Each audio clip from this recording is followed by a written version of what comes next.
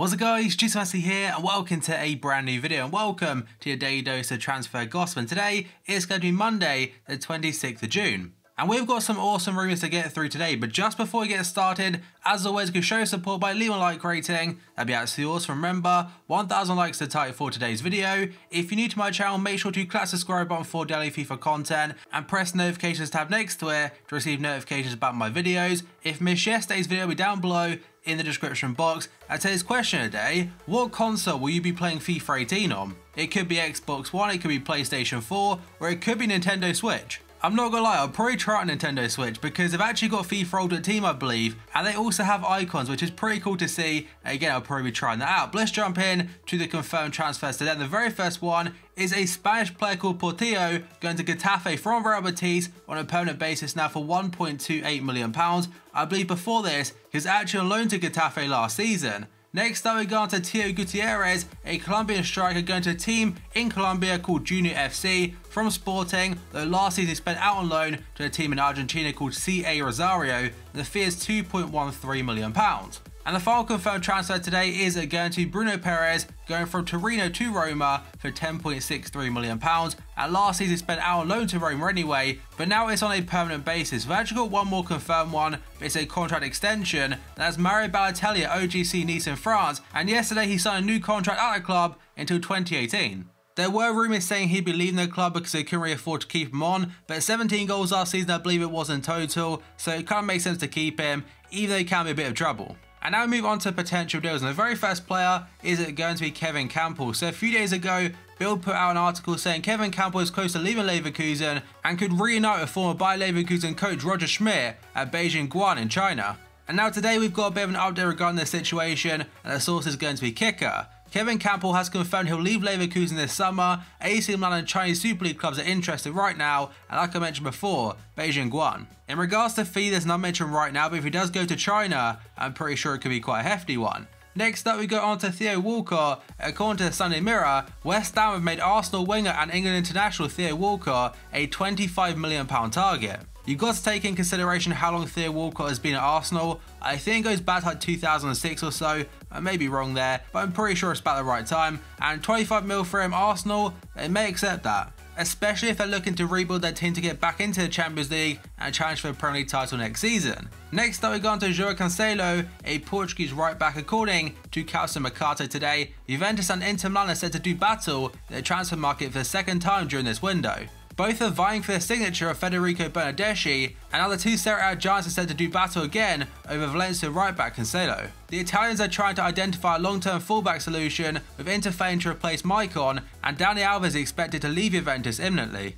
And last summer when Dani Alves left Barcelona, I'm pretty sure Cancelo was into Barca as well. Next up, we move on to Yunus Belhanda, the Moroccan today linked to Galatasaray according to reports in France and also Turkey. Loaned to OGC Nice last season, Dinamo Kiev attacking midfielder Yunus Belhanda has agreed to join Turkish giants Galatasaray. He's accepted a 4-year deal to join the Turkish outfit, a deal worth €8 million plus €2 million in bonuses. And now a very short one according to AS, Barcelona are keen to sign Atletico Madrid playmaker Saul if they fail to land Marco Verratti from Paris Saint-Germain this summer. I know Sal's teammate Koke was into Barca a few years ago, but now I think it's like signing a 7-year contract or something crazy like that. I'm not sure if Sal will do the same at Atletico Madrid, but if Barca come knocking, maybe he might consider a transfer. Next up, we go on to Kyle Walker. It's not just about him, it's about 4 other players. Or 4 players in total, should I say. So according to the Daily Star, Pep Guardiola wants 4 new fullbacks. On the list are Kyle Walker, Ryan Bertrand, Benjamin Mendy and Dani Alves. The Benjamin Mendy deal has definitely gone a bit quiet as of late. I know at the very start of the window, like it's definitely going to go through, but apparently it's asking like 200k a week, but now it looks like it will happen again. Kyle Walker looks quite likely, Dani Alves of course very likely, and Ryan Bertrand, I think that feels like 30 mil or something. And the Sunday People are saying that Kyle Walker expects to be a Man City player by the time that Pep Guardiola's stars head off on their US tour. And their team next season is going to be very strong, potentially even favourites to win the Premier League. Next up, we go on to Leon Goretzka, and according to Kicker today, it says Goretzka has agreed terms with Bayern Munich. Upcoming talks with Schalke will decide whether he joins this summer or in 2018. Bayern's preference is to sign him on a free transfer next summer instead of paying a fee this year. And he actually got his orange man of the match card on Friday night, I think it was, and his card is insane for a player. It's costing like 40k or whatever, all 80 club. And recently in the English media, he's been heavily linked to a move to Arsenal. Next up we go on to Gylfi Sigurdsson, and according to Daily Mirror, Swansea have turned down a £30 million offer from Everton to sign Gylfi Sigurdsson. They also claim Everton will announce the signing of Malaga striker Sandro Ramirez straight after the European Under-21 Championship. That deal impacts Swansea because Malaga are targeting Borja Baston to replace Sandro, so the record signing from Swansea last summer looks like he may already be leaving. And next up we go on to Bakayoko, and today's source is going to be France Football, as the salary negotiations between Bakayoko and Chelsea are stalling enormously. The two parties are quite far apart, but talks will continue.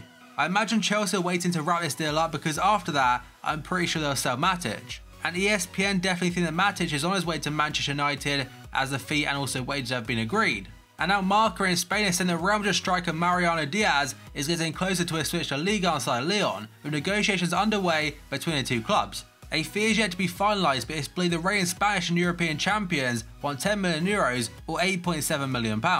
He did score 5 goals last season in 300 minutes total, so a goal every hour, that's not bad.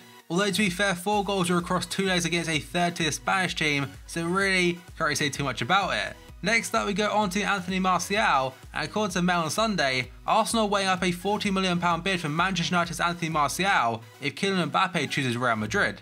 And I'm pretty sure United wouldn't accept that because number one, they paid more than that in the first place. Number two is the fact last season, it wasn't too great for him. He wasn't given many opportunities, and there seemed to be some issues with Jose Mourinho, but as a squad player, as a backup to what they've already got, is definitely a good thing, and maybe for next season, he can push on and start getting more game time. And in his very first season for United, not last season but the year before that, he showed how good he can be.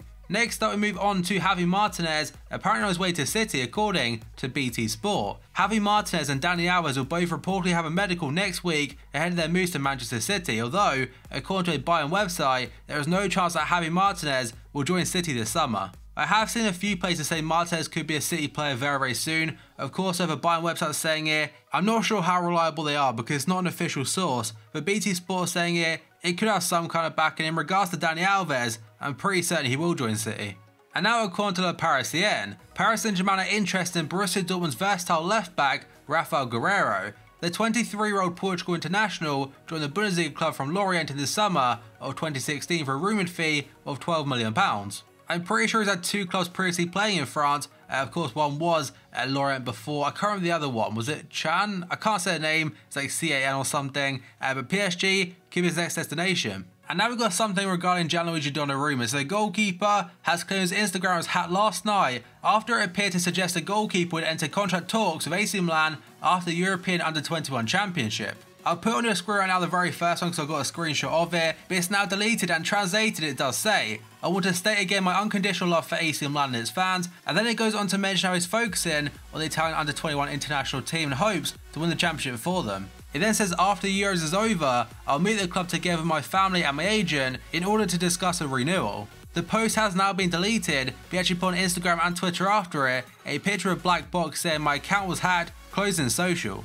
And now if you go onto the social media account, it has been deleted. So a lot of people think this could be a bit of a conspiracy because obviously his agent is Mino Raiola and he's known as being very dodgy. So people think potentially his management and Mino Raiola could have deleted his account and he actually meant what he said before that, because some players that are with Donnarumma right now at the European Under-21 Championship, they like the post. There were rumours the other day saying that he potentially could change his mind and sign a new deal, but I think now it's probably all past that. Next up we go on to Naby Keita, linked to Liverpool today, and according to Bild, Leipzig have put an €80 million price tag on the midfielder. It works out at £70.3 million and Liverpool remain hopeful of finding a compromise.